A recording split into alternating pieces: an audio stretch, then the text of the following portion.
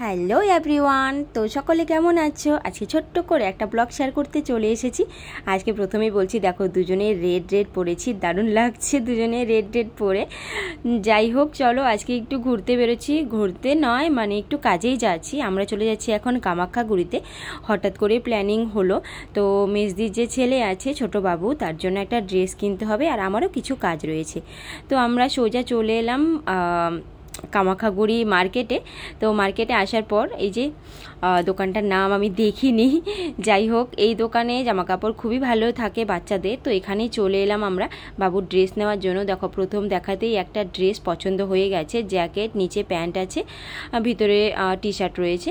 তো এই ড্রেসটাই পছন্দ হয়েছে, আর বাবুকে পরিয়েও দেখছিলাম যে কেমন লাগবে। বাবুকে দেখলাম দারুণ লাগছিল, তো আর বাছাবাছি করিনি, যেহেতু ভিড়ের পরিমাণটা বেরিয়েই যাচ্ছিল, তাই এই ড্রেসটাই চুজ করে নিয়ে তো আমরা চলে গেলাম একটা কসমেটিক দোকানে। সেখানে দিদি আমাকে ঝুমকো কিনে দিল। এই দেখো কত কত ঝুমকো, সুন্দর সুন্দর। দিদি বলছে চল আমিও ঝুমকো নিয়ে নিই, তোকে একজোড়া ঝুমকো দিয়ে দিই। তো সেম ঝুমকো দুজনে নিয়ে আমরা চলে এসেছি বাড়ি। তো তোমাদের বললাম না আমার ছোট্ট একটু কাজ রয়েছে, মানে আমি দিদির কাছে চুল কাটিং করতে এসেছি, কারণ দিদির কাছে ছাড়া আমি কোথাও চুল কাটিং করি না।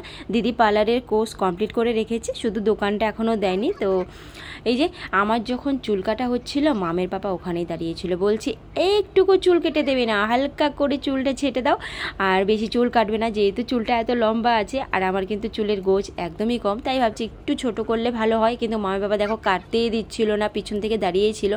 কিন্তু যখনই মামের পাপার একটা ফোন এলো, বাইরে চলে গেল, দিদি আমার চুল ভালো করে কাটিং করে দিল। কারণ আমি লেয়ার কাটটা করতে খুব ভালোবাসি, আর লেয়ার কাটই করেছে, যেহেতু মামের পাপা ছিল না, তখন দিদি আমার চুলটা কেটে দিয়েছে। তো ফাইনাল লুকটা এই যে তোমাদের দেখাচ্ছি। চুলটা দেখো অনেকটা ছোট ছোট করে কাটিং করেছি, আর এদিকে থ্রেডিংও করা কমপ্লিট। তো দিদি মামের চুল কাটা মানে কাটিং করছিল, তো মামও কিন্তু সেম পাপার মতো চুল কাটিং করতে দিচ্ছে না, বলে না না আমার চুল একদম ধরবে না, কাটবে না। তো নড়াচড়া করাতে চুল এদিক সেদিক এঁকে বেঁকে যাচ্ছিল, তো অনেক কষ্ট করে চুলটা কাটিং করা হলো। তো সামনের দিক দিয়ে যেহেতু চুলগুলি বড় হয়ে গেছিলো, সেটাও একটু কাটিং করা হলো। তো অনেক কষ্ট করে কিন্তু মামের চুলটা কাটা হয়েছে। তো আমাদের দুজনের চুল কাটিং কেমন হয়েছে তোমরা একটু কমেন্ট করে জানিও। আমি আলিপুরদুয়ারে অনেক পার্লার আছে, কিন্তু কি বলো তো, চুল কাটিং করলে না সবাই চুলটা এতটা ছোট করে দেয়, পরে না মনটা প্রচণ্ড খারাপ হয়ে যায়। তাই কিন্তু আমি চলে এসেছি আলিপুর থেকে কামাখ্যাগুড়ি চুল কাটিং করতে।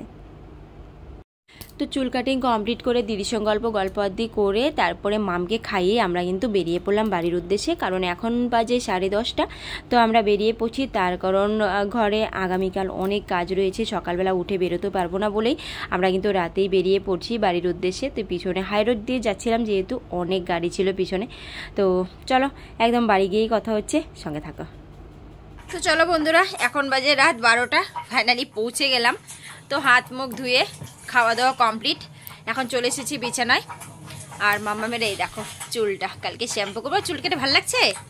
পুজো চলে এসেছে, আমরা চুল কেটে ফেলেছি, তাই তো? ইয়েস। তো চলো আজকে ব্লগটা এখানেই শেষ করছি, নেক্সট ব্লগে দেখা হচ্ছে। টাটা সকলকে।